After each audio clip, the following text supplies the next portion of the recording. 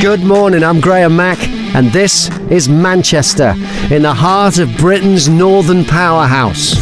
A city that started out as the Roman fortress of Mancunium. The people who laid the foundations for this great city literally laid the foundations, because they were builders and tradespeople.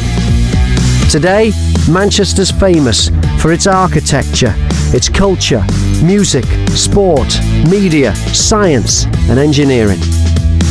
None of it would be here without builders and trades, because you made the buildings that became the homes, the schools, the universities, railway stations, the factories, the studios, the clubs, the theatres, the stadiums, everything.